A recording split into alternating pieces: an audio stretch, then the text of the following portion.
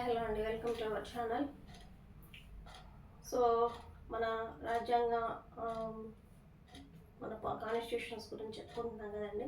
So దాంట్లో next lesson వచ్చేసి సెలెంట్ features of the constitution అండి. సో మన రాజ్యాంగంలో ఏ ఒక ముఖ్య లక్షణాలు ఏంటి అనేది ఈ క్లాస్లో మనం తెలుసుకుందామండి. ఫస్ట్ ఆఫ్ ఆల్ మన రాజ్యాంగం అనేది సమ్మిళితం అండి. అనేక రాజ్యాంగాల నుంచి తీసుకున్న పార్ట్స్ నుంచి మన యొక్క రాజ్యాంగాన్ని తయారు చేసుకోవడం జరిగిందండి. సో ఎందుకు ఇలాగా అంటే మనకున్న డైవర్సిఫైయింగ్ క్యారెక్టరిస్టిక్స్ వల్ల మనము డిఫరెంట్ టైప్స్ ఆఫ్ కంట్రీస్ నుంచి మనకి ఏవైతే సూటబుల్గా ఉంటాయో అవి తీసుకొని మన యొక్క ఫుల్ ఫ్లెడ్జ్ కాన్స్టిట్యూషన్ని తయారు చేసుకోవటం అనేది జరిగింది. కాబట్టి మన రాజ్యాంగాన్ని ఒక సమ్మిళిత రాజ్యాంగంగా అభివర్ణించుకోవచ్చు. అలాగే మనకి 1949 ఇయర్లో మనకి కాన్స్టిట్యూషన్ రాయటం కంప్లీట్ అయింది కదండి. సో అప్పటికి వెళ్ళి కొన్ని సవరణలు అయితే దాని తర్వాత 7th amendment, 42nd amendment, 44, 73, 74. So ఇవన్నీ కూడా అమెండ్మెంట్స్ అనమాట. ఈ అమెండ్మెంట్స్ ద్వారా కొన్ని మార్పులను అయితే మనం దాంట్లో యాడ్ చేసుకోవడం జరిగిందండి. ఇవన్నీ మేజర్గా వచ్చిన మార్పులు కాబట్టి వీటి గురించి ఇక్కడ డిస్కస్ చెప్పుకుంటున్నాం అనమాట. సో అలాగే 42nd అమెండ్మెంట్ అనేది మోస్ట్ ఇంపార్టెంట్ అండి. అన్ని అమెండ్మెంట్స్ కన్నా కూడా 42nd అమెండ్మెంట్ ఇంపార్టెంట్. మనకి ఇంతకు ముందు కూడా చెప్పుకున్నాం కదా, ఎక్కడ వచ్చిందండి 42nd అమెండ్మెంట్. 3 wordsని మనము ప్రవేశికలో యాడ్ చేసుకున్నాం. వాట్ ఆర్ దోస్ అండి? సమగ్రత, సామ్యవాదము అండ్ లౌకిక. సో ఈ 3 wordsని మనం యాడ్ చేసుకున్నాం కాబట్టి సో 42nd అమెండ్మెంట్ చాలా చాలా ఇంపార్టెంట్. కాబట్టి దీన్ని మినీ రాజ్యాంగం అని కూడా అంటారండి. చాలా మార్పులు వచ్చినాయి కాబట్టి మినీ రాజ్యాంగం అనిగా కూడా అభివర్ణించుకోవచ్చు. సో అలాగే 1935 భారత ప్రభుత్వ చట్టం అనేది బ్రిటిష్ వాళ్ళు తీసుకురావడం జరిగిందండి. సో దాన్ని కూడా చాలా ఇంపార్టెంట్ యాక్ట్గా మనం చెప్పుకుంటాం. ఎందుకంటే బేసిక్ ఏదైతే మనకి ఇప్పుడున్న కాన్స్టిట్యూషన్లో ఉన్న బేసిక్ పాయింట్స్ అన్నీ కూడా మోస్ట్ ఆఫ్ ది పాయింట్స్ ఆ యాక్ట్ నుంచి తీసుకోవటం జరిగింది. కాబట్టి 1935 యాక్ట్ అనేది చాలా కీలకమైన పాత్రని మన రాజ్యాంగంలో పోషిస్తుంది అనమాట. సో అదేవిధంగా మనకి కేశవానంద భారతి కేసు ఉంది కదండి, 1973. సో 1973లో జరిగిన కేశవానంద భారతి కేసులో ఏం చెప్పారండి? జడ్జిమెంట్ ప్రవేశిక అనేది రాజ్యాంగంలో అంతర్భాగం అని చెప్పారు. అదేవిధంగా కేంద్ర ప్రభుత్వానికి కొన్ని సవరణలు చేసే అధికారము ఉంటుంది అని చెప్పారు. అదేవిధంగా కేంద్ర ప్రభుత్వము సవరణలు అయితే చేయొచ్చు, కానీ మా రాజ్యాంగం యొక్క మౌలిక స్వరూపాన్ని మార్చకూడదు అని సుప్రీంకోర్టు జడ్జిమెంట్లో ఒక స్టేట్మెంట్ ఇవ్వడం జరిగిందండి. అంటే ఏంటండి, మనం చెప్పుకున్న సమగ్రత, స్వేచ్ఛ, సార్వభౌమాధికారం, సో ఇలాంటి బేసిక్ ఏవైతే లక్షణాలు ఉన్నాయో వాటిని టచ్ చేయకుండా మిగిలిన సవరణలు ఏవైనా చిన్నవి కేంద్ర ప్రభుత్వం చేసుకోవచ్చు అనే అధికారాన్ని సుప్రీంకోర్టు ఇచ్చిందనమాట. సో రాజ్యాంగాలు 2 types ఆఫ్ రాజ్యాంగాలు ఉంటాయండి. లిఖిత రాజ్యాంగం, అలిఖిత రాజ్యాంగం. అదేవిధంగా అదృఢ కూడా ఉంటాయండి. దాని గురించి తర్వాత చెప్పుకుందాము. సో లిఖిత రాజ్యాంగంలో మనకి ఎగ్జాంపుల్గా అమెరికా యుఎస్ యొక్క రాజ్యాంగాన్ని మనం లిఖిత రాజ్యాంగం చెప్పుకుంటాము. అదేవిధంగా అలిఖిత రాజ్యాంగం వచ్చేసి మనకి బ్రిటిష్ రాజ్యాంగం అండి. బ్రిటన్ వాళ్ళది అలిఖిత రాజ్యాంగం అన్నమాట. సో అమెరికా యొక్క రాజ్యాంగము దృఢ రాజ్యాంగము, అదేవిధంగా బ్రిటన్ యొక్క రాజ్యాంగము అదృఢ రాజ్యాంగం. సో ఈ అదృఢ రాజ్యాంగాలు అంటే ఏంటండి? సో ఏదైతే మనకి అమెండ్మెంట్స్ సవరణలు ఉంటాయో ఆ సవరణలు చేసే విధానాన్ని బట్టి అదృఢ అని డిసైడ్ చేస్తాం అనమాట. సో దృఢ రాజ్యాంగం అంటే ఏంటండి? ఏదైనా ఒక సవరణ చేయాలి అంటే ఖచ్చితంగా దానికి మెజారిటీ ఎక్కువ, ఒక స్పెషల్ మనకి మెజారిటీ అవసరం ఉంటుంది. సో అలాంటి స్పెషల్ మెజారిటీ ఉంటే తప్పించి మనం రాజ్యాంగాన్ని సవరణ చేయలేము. అలాంటి స్పెషల్ మెజారిటీస్తో మాత్రమే మనకి కాన్స్టిట్యూషన్ అమెండ్మెంట్స్ జరిగితే అలాంటి కాన్స్టిట్యూషన్ని దృఢ రాజ్యాంగంగా మనం చెప్పుకుంటాం. అదేవిధంగా ఏదైనా ఒక చట్టం చేయడానికి ఎంతైతే మెజారిటీ అవసరం ఉంటుందో బేసిక్గా, సో సో అంతే మెజారిటీతో ఈజీగా ఒక రాజ్యాంగాన్ని మార్చుకోగలిగితే దాన్ని అదృఢ రాజ్యాంగంగా చెప్పుకుంటాం. దానికి ఎగ్జాంపుల్గా బ్రిటన్ రాజ్యాంగాన్ని చూసుకోవచ్చు. నెక్స్ట్, మన రాజ్యాంగం అనేది చాలా సుదీర్ఘమైనది, విస్తృతమైనది, అలాగే సమగ్రమైనది, వివరణాత్మకమైనదండి. సమగ్రమైనది, వివరణాత్మకమైనది. సో ఎందుకు సుదీర్ఘమైనది అంటున్నామండి? మన కంట్రీలో చాలా డైవర్సిటీ చూడొచ్చు. డైవర్సిఫైయింగ్ ఎలిమెంట్స్ అనేవి చాలా ఉంటాయి. సో దాన్ని బట్టి ఒక్కొక్క దేశం నుంచి కొంత భాగాన్ని తీసుకొచ్చి మనకి కొన్ని సందర్భాల్లో స్టేట్మెంట్స్ కూడా ఇస్తామండి. అతుకుల బొంత మన రాజ్యాంగం అని స్టేట్మెంట్స్ కూడా ఉన్నాయి. సో ఎందుకు అంటున్నాము అలాగా? డిఫరెంట్ కంట్రీస్ నుంచి మనకి ఏవైతే సూటబుల్గా ఉంటాయో వాటిని మనము అరువు తెచ్చుకొని మన కాన్స్టిట్యూషన్లో బిల్డ్ చేసుకున్నాం కాబట్టి మన రాజ్యాంగాన్ని ఒక అతుకుల బొంతగా కూడా అభివర్ణించుకోవచ్చు. అలాగే అంబేద్కర్ గారు కూడా అనేక రాజ్యాంగాలని కొల్లగొట్టి మన రాజ్యాంగాన్ని తయారు చేసుకోవటంలో నాకు చాలా గర్వంగా ఉంది అని కూడా ఒక స్టేట్మెంట్ని ఇవ్వడం జరిగిందండి. సో అంటే ఏంటండి? సో చాలా రాజ్యాంగాల యొక్క మిక్సింగ్ మన రాజ్యాంగంలో మనం చూడొచ్చు అనమాట. సో అదేవిధంగా ఇది చాలా విస్తృతమైనది. సో చాలా విస్తృతమైనదండి. ఎందుకంటే దీంట్లో డిఫరెంట్ రీజియన్స్కి సంబంధించినవి కానివ్వండి, డిఫరెంట్ కల్చర్స్కి సంబంధించి కానివ్వండి, డిఫరెంట్ వర్గాలు కానివ్వండి, వర్ణాలకు సంబంధించి, సో ఇలాంటి చాలా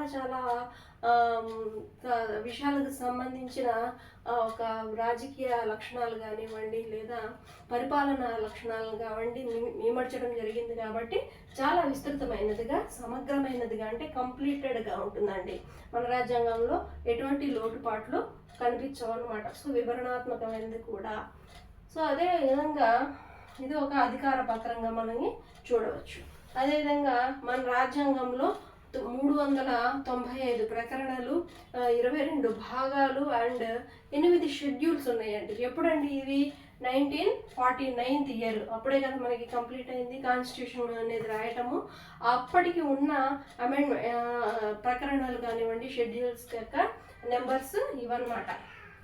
తర్వాత కాలానుగుణంగా మనం వాటికి కొన్ని యాడ్ చేసుకున్నాం, కొన్నిటిని రిమూవ్ చేయడం కూడా జరిగిందండి.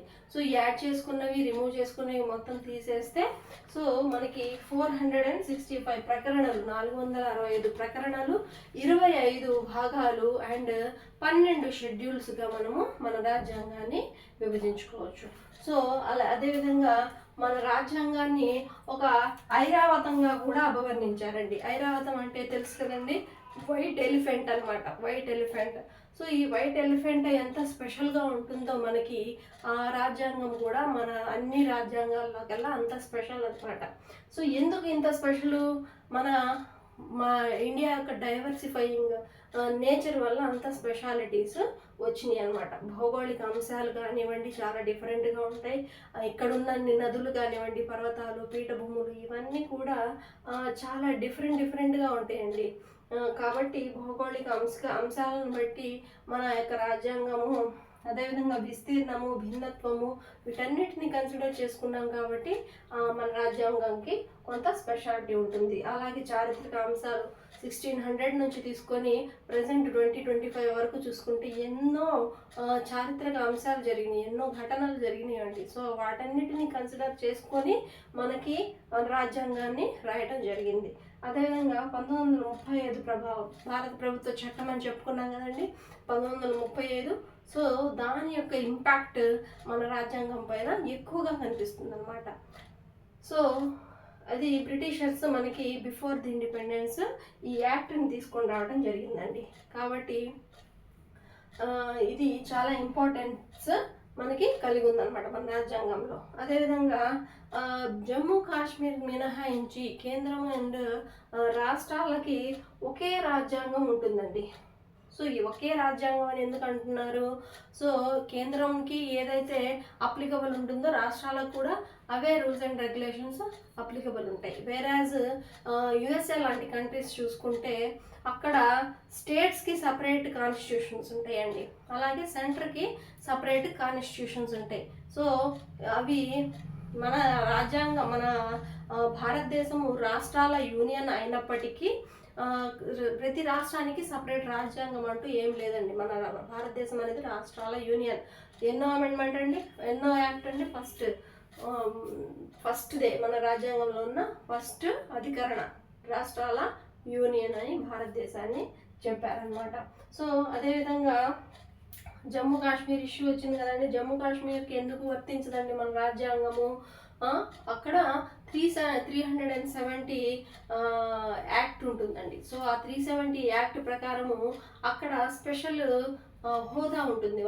వాళ్ళకి స్పెషల్ రాజ్యాంగం అనేది ఉంటుందండి. అది మనకి బ్రిటిష్ రాజు కింద ఉండి అప్పుడు తర్వాత మనకి ఇండియాకి ఇవ్వడం జరిగింది కాబట్టి అది సపరేట్ రాజ్యాంగంతో దాని యొక్క రూల్స్ అండ్ రెగ్యులేషన్స్ని వాడి యొక్క పరిపాలన విధానాలు సపరేట్గా ఉంటాయండి. ఎప్పటి వరకు మనకి మొన్న 370 యాక్ట్ రద్దు చేసే వరకు 370వ అధికరణాన్ని రద్దు చేశారు కదండి మనకి మోదీ గారు. సో అప్పటి వరకు ఈ డిమాలిషన్ జరిగే ముందు వరకు కూడా అక్కడ జమ్మూ కాశ్మీర్కి సపరేట్ రాజ్యాంగం అనేది ఉంటుంది. మిగిలిన రాష్ట్రాలకి కేంద్రానికి మొత్తానికి కలిపి ఒకే రాజ్యాంగం అమల్లో ఉండేదన్నమాట. సో అదేవిధంగా అనేక రాజ్యాంగాల నుండి భారత ప్రభుత్వ చట్టం నుండి మన రాజ్యాంగాన్ని కలిపి కొన్ని లక్షణాలను తీసుకొని తయారు చేయడం జరిగిందనమాట.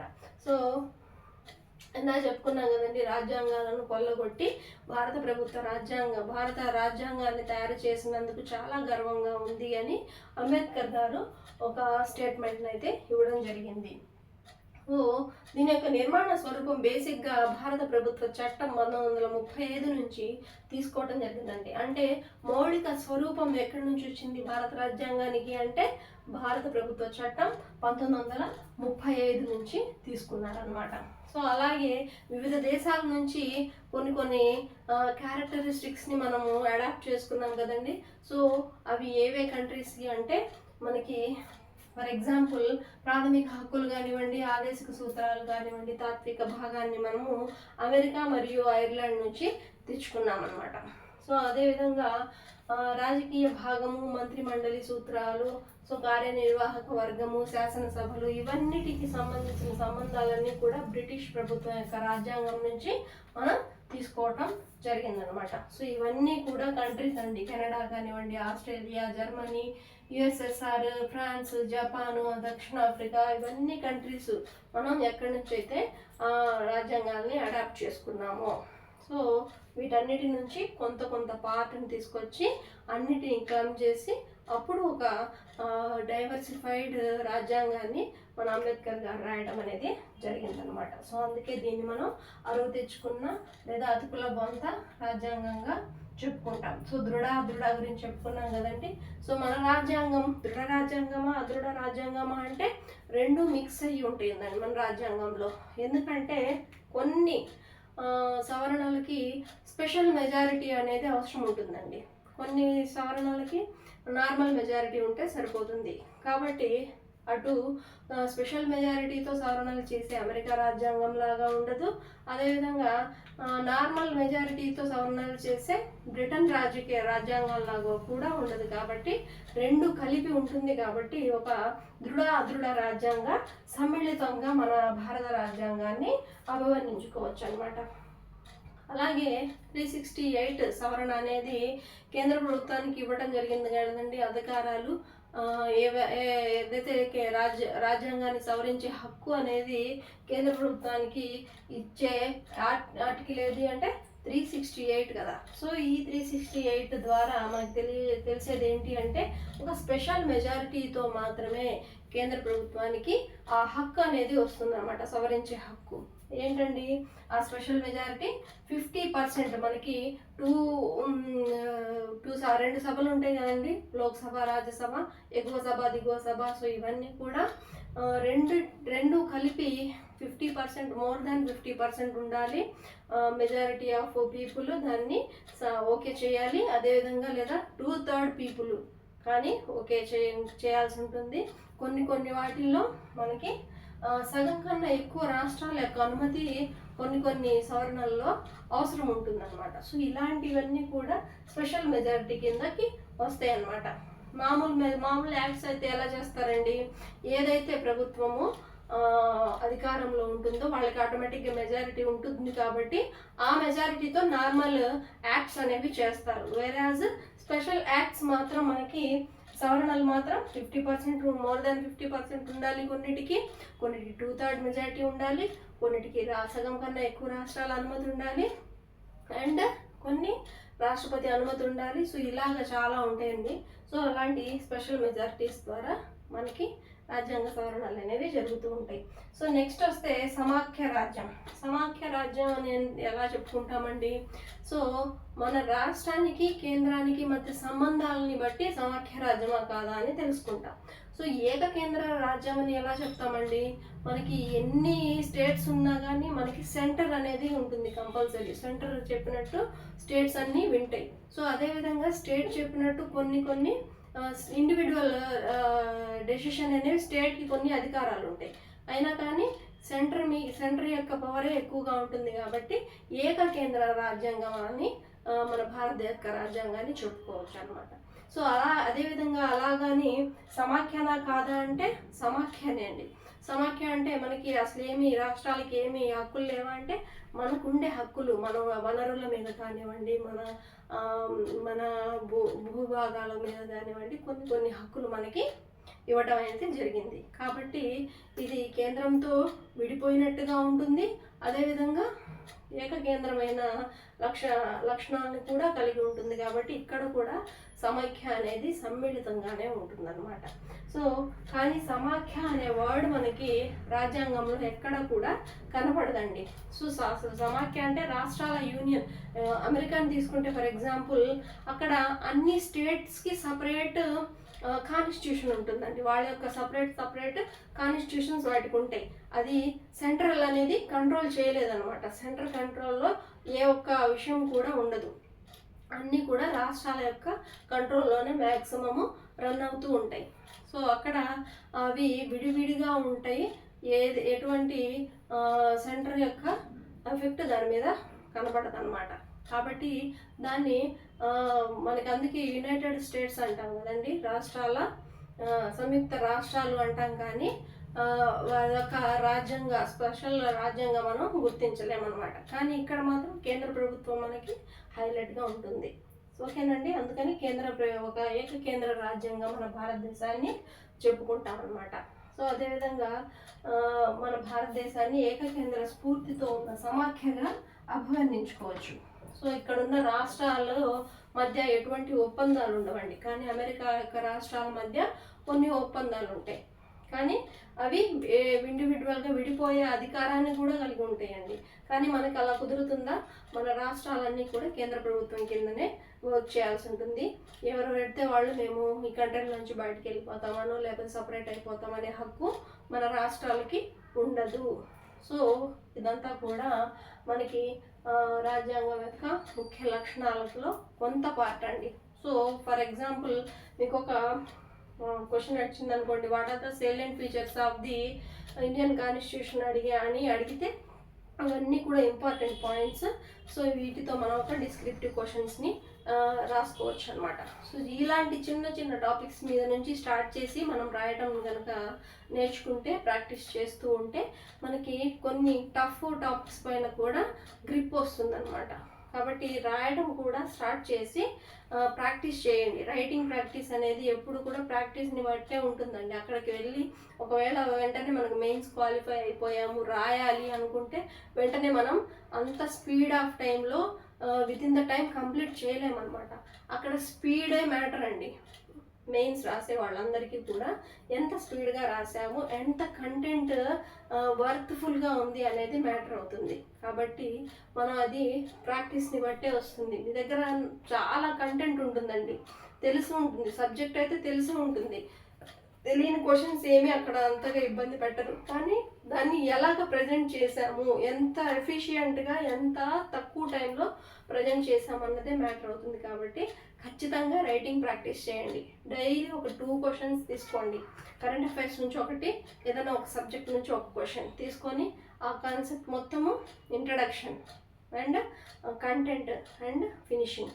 సో ఇలాగా 3 పార్ట్స్గా డివైడ్ చేసుకొని ఒక ఆన్సర్ రైటింగ్ ప్రాక్టీస్ అనేది స్టార్ట్ చేసి రాయండి. కరెంట్ అఫైర్స్లో డైలీ చెప్పినట్టుగానే ఎడిటోరియల్స్, మెయిన్ ఏదైనా సబ్జెక్ట్ ఏదైనా కొంత ఇంపార్టెంట్ మన సిలబస్కి రిలవెంట్గా ఉంది అనుకుంటే అలాంటి కాన్సెప్ట్స్ని తీసుకొని ఒక నోట్స్ ప్రిపేర్ చేసుకోవడం స్టార్ట్ చేయండి. సో ఇలాగా మన డైలీ రొటీన్ అనేది ప్లాన్ చేసుకొని ఒక 5 అవర్స్ మినిమం ఇవ్వగలిగితే 6 మంత్స్లో మనకి ఒకసారికి సిలబస్ కంప్లీట్ అయిపోతుందండి. 6 మంత్స్ 5 to 6 మంత్స్ పడుతుందండి మొత్తం గ్రూప్ 1 కానివ్వండి, గ్రూప్ 2 సిలబస్ మొత్తము ఒకసారి కంప్లీట్ చేయడానికి. సో ఇలాగ కంప్లీట్ చేసిన తర్వాత అక్కడి నుంచి మనం నెంబర్ ఆఫ్ టైం రివిజన్ చేసుకోవచ్చు నోటిఫికేషన్ వచ్చేలోపు. కాబట్టి ఇప్పటి నుంచే మొత్తం రైటింగ్ ప్రాక్టీస్ కానివ్వండి, లేదా అబ్జెక్టివ్ టైప్ ఆన్సర్ టెస్టింగ్స్ కానివ్వండి, ఏ రోజుకి ఆ రోజు ఒక టెస్ట్ పెట్టుకోండి, ఈజీగా రాయడానికి ట్రై చేయండి. అలాగే మనం కొన్ని క్వశ్చన్స్ ఇవ్వడానికి ట్రై చేద్దామండి నెక్స్ట్ టైం నుంచి. మీకు కూడా ఒక ఐడియా ఉంటుంది ఎలాగా క్వశ్చన్స్ అనేది తయారు చేస్తారు అనే దాని మీద. మనకి డైరెక్ట్ నాలెడ్జ్ బేస్డ్ క్వశ్చన్స్ ఉండవండి. ఓన్లీ ఎక్కువగా most of the 90% consider the following statements అనేదే ఉంటుంది. ఆ టైప్ క్వశ్చన్స్ ఎక్కువగా ఉంటాయండి. కాబట్టి మనం థరోగా ప్రతి పాయింట్ను కూడా చదవాలి, గుర్తుపెట్టుకోవాల్సి ఉంటుంది. సో ఎక్కువ రివిజన్స్ ఒకే బుక్ని ఎన్నిసార్లు రివిజన్ చేసామనేది మ్యాటర్ అవుతుందండి. మీరు ఎంత కంటెంట్ తీసుకొచ్చి పోగేసుకుని చదివారు అనేది మ్యాటర్ కాదు. ఒక బుక్ని ఎన్నిసార్లు రివిజన్ చేశారు అనేదే మ్యాటర్ అవుతుంది. ఒకదానికే స్టిక్ అవ్వండి, దాన్ని నెంబర్ ఆఫ్ టైమ్స్ చదవండి. స్టాండర్డ్ బుక్స్ని సెలెక్ట్ చేసుకోండి. పాలిటీకి అయితే మనకి ఏం లక్ష్మీకాంత్ బైబిల్ లాంటిదండి పాలిటీకి. అది యూపీపీఎస్సీ వాళ్ళకి దగ్గర నుంచి ఆల్మోస్ట్ గ్రౌండ్ లెవెల్లో అన్ని కాంపిటేటివ్ ఎగ్జామ్స్కి అది సరిపోతుందండి. సో అలాగా కొన్ని Majid Hussain for geography and ఎకనామిక్స్కి నితిన్ సింఘానియా, ఇలాగా తెలుగు మీడియం బుక్స్ కూడా కొన్ని ఉన్నాయండి. చెప్తాను ఒకరోజు ఏమేమి బుక్స్ చదివితే బాగుంటుందనే దాని మీద. సో ఫస్ట్ అయితే పాలిటీ కంప్లీట్ చేద్దాము. ఏమైనా డౌట్స్ ఉంటే మీ కమెంట్స్లో తెలియచేయండి. ఏమైనా మిస్టేక్స్ ఉన్నా కానీ నాకు రిమైండ్ చేయండి. అదేవిధంగా ప్రాక్టీస్ చేయడానికి ట్రై చేయండి. వీడియో నచ్చినట్టయితే లైక్ చేయండి, షేర్ చేయండి. Thank you so much. Do subscribe our channel.